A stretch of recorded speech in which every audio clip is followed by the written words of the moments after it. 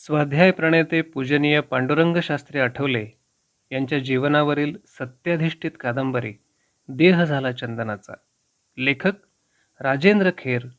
वाचक स्वर राहुल सराफ. भाग 31.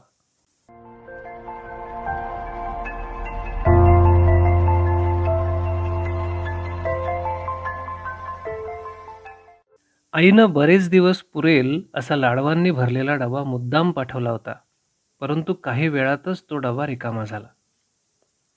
भाऊबीजेच्या दुसऱ्या दिवशी पांडुरंग रोहायला निघाला म्हणजे तेव्हाही त्याची आई लाडवांनी भरलेला डबा त्याच्यासोबत देत असे. पण तोही डबा असाच काही वेळात संपत असे. पांडुरंगाची तशी रीतच होती. एकट्यानं त्यानं कधी खाल्लं नव्हतं किंवा स्वतःपुरतं कधी बघितलं नव्हतं. पाठशाळा म्हणजे आपला परिवार आहे असं समजून तो वागत असे. इतर विद्यार्थ्यांमधलाच मी एक विद्यार्थी आहे या भावनेनं तो वर्तन करत असे. म्हणूनच स्वतःसाठी वेगळे नियम असावेत असा त्यानं कधीही आग्रह धरला नव्हता. खरं तर त्याचे वडील सरस्वती संस्कृत पाठशाळेचे खऱ्या अर्थानं एकमेव संस्थापक होते. सामान्यतः संस्थाचालकांची मुलं जाणून बुजून उद्दामपणानं वागत असतात. संस्थेचे नियम आपल्याला मुळीच लागू नाहीत या दिमाखात वावरत असतात. त्यांच्याविरुद्ध बोलण्याची कोणाला मुळीच सोय नसते. इथे तर वैजनाथ शास्त्री संस्थेचे सर्वेसर्वा होते.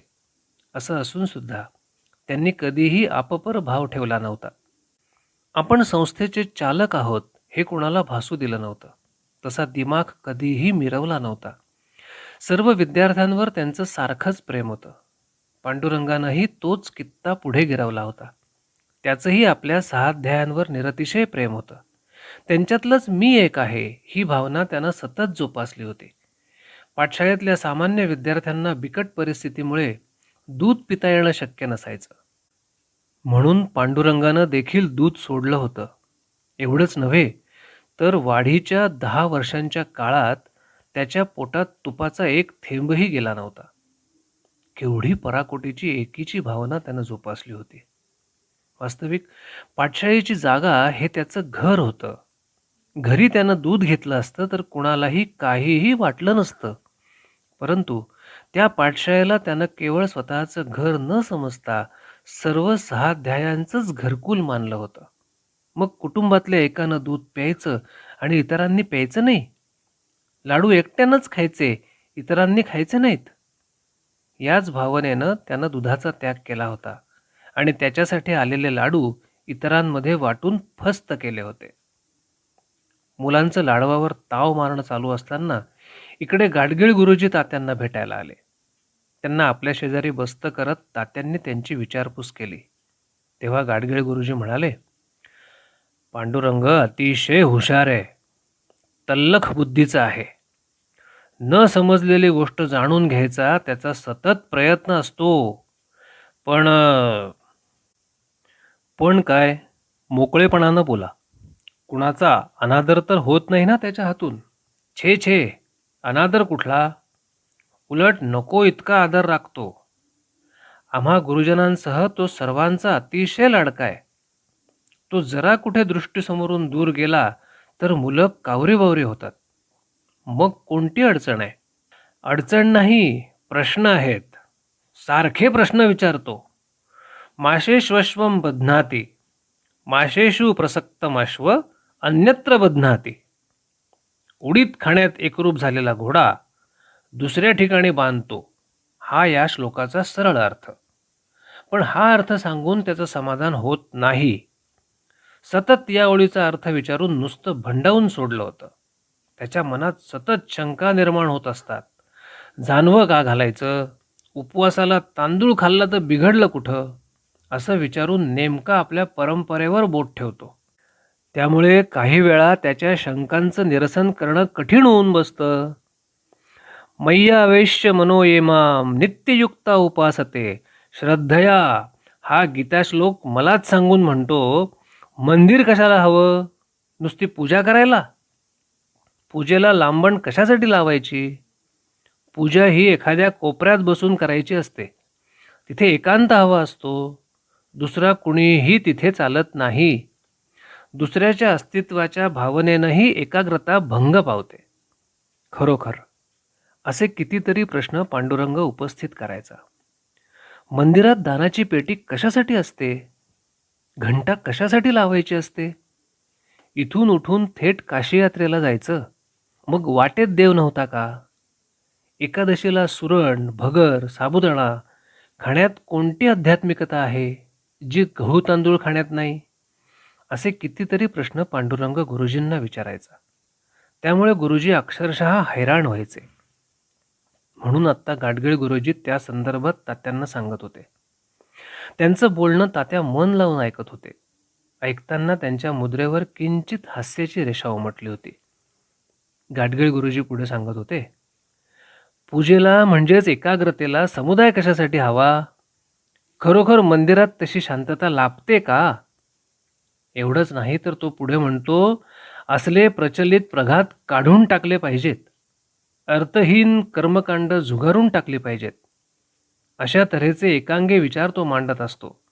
बरं, वादविवादातही प्रतिपक्षावर अशा तऱ्हेच्या विचारांनी सहज मात करतो. म्हणून मला वाटतं शास्त्रीजी, हा तुमचा मुलगा नास्तिक होणार. मुळीच नाही. तो निरीश्वरवादी किंवा नास्तिक कदापि होणार नाही, याबद्दल मला पूर्ण विश्वास आहे. मात्र त्याच्या बुद्धीला पटेल तेच तो करणार. वैजनाथ शास्त्री पांडुरंगाला योग्य असं मार्गदर्शन करतील आणि त्याच्यामध्ये वैचारिक परिवर्तन घडवून आणतील, अशीच गाडगीळ गुरुजींची अपेक्षा होती. प्रत्यक्षात वैजनाथ शास्त्रींनी तसं काहीच केलं नव्हतं. उलट पांडुरंगाच्या मनात येणाऱ्या अशा विचारांचं त्यांनी समर्थनच केलं होतं. त्यांनी पुढे गाडगीळ गुरुजींना विचारलं, पाठांतरात किंवा अभ्यासात तर तो दुर्लक्ष करत नाही ना? मुळीच नाही. क्षणश्चैव विद्यामर्थम च चिंतयेत, याप्रमाणे तो तंतोतंत वागतो. अभ्यासा वाचून अन्य गोष्टीत तो आपला वेळ मुळीच वाया दवडत नाही. ते ऐकून तात्यांना समाधान वाटलं. मग त्यांनी पुन्हा विचारलं, अन्य विद्यार्थ्यांचं काय? वेळच्या वेळी ते अभ्यास करतात ना? काही अपवाद वगळता करतात मुलं अभ्यास. गाडगीळ गुरुजींचं बोलणं संपतं न संपतं तोच एक विद्यार्थी तिथे आला आणि म्हणाला, भोजनाची सिद्धता झाली आहे. दोघेही जागचे उठले. भोजनगृहाकडे जाताना तात्यांचे पांडुरंगाबद्दलचे विचार चालले होते. त्याची वैचारिक बैठक दिवसेंदिवस अधिकाधिक पक्की होत आहे, याबद्दल त्यांना मनातून समाधान वाटत होतं. भविष्यात तो फार मोठं कार्य करील असा प्रगाढ विश्वासही त्यांना मनातून वाटत होता. मात्र त्यानं नेमकं कोणतं उद्दिष्ट डोळ्यांसमोर ठेवलंय याचा त्यांना कसलाच अंदाज बांधता येत नव्हता. प्रातःकालच्या पवित्र प्रहरी पाठशाळेच्या प्रांगणात विद्यार्थ्यांचं ग्रंथपठण चाललं होतं. सामुदायिक ग्रंथपठणाच्या दीर्घगंभीर आवाजानं आसमंत भरून गेलं होतं. त्या नादमय घोषानं सकाळच्या पवित्र वातावरणाला अधिकच पावित्र्य आणलं होतं. आचार्य एक एक सिद्धांत सांगत होते आणि विद्यार्थी त्यांच्या पाठोपाठ एक सुरात ते म्हणत होते. अश्मा चमे, पृत्तिका चमे, गिरयश्चमे, पर्वताश्चमे, सिकताश्चमे, वनस्पतयश्चमे, हिरण्यम चमे. तो घोष ऐकून बाजूच्या रस्त्यानं जाणारा येणारा माणूस थबकत होता. काही क्षण ते पठण ऐकत होता आणि भारावून पुढे निघून जात होता. एवढ्यात मेहेंदळे हायस्कूलच्या विद्यार्थ्यांचा एक घोळका खालच्या बाजूनं आला. हायस्कूलकडे जाणारा रस्ता आठवल्यांच्या घरावरून पुढे जात होता. त्यामुळे गावातली कित्येक मुलं त्यांच्या घरावरूनच शाळेत जायची.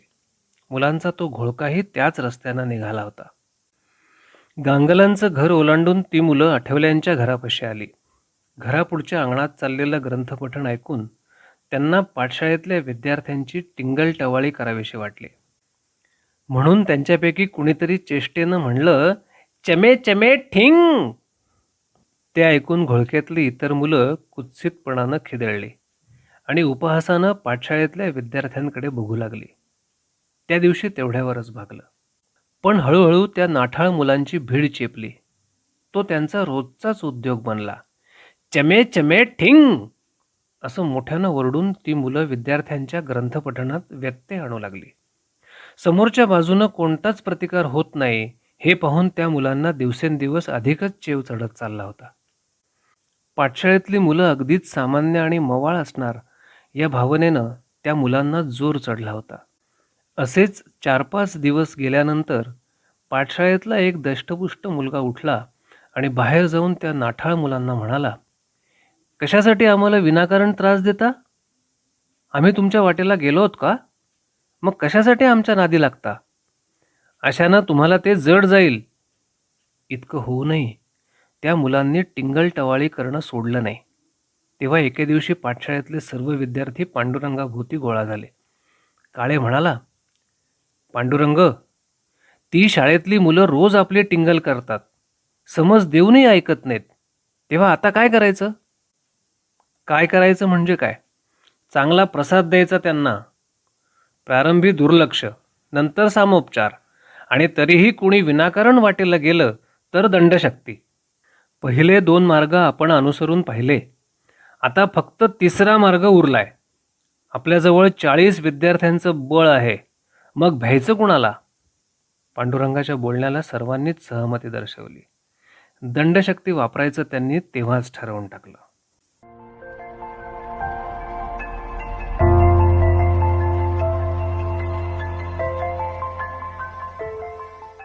देह झाला चंदनाचा. लेखक राजेंद्र खेर.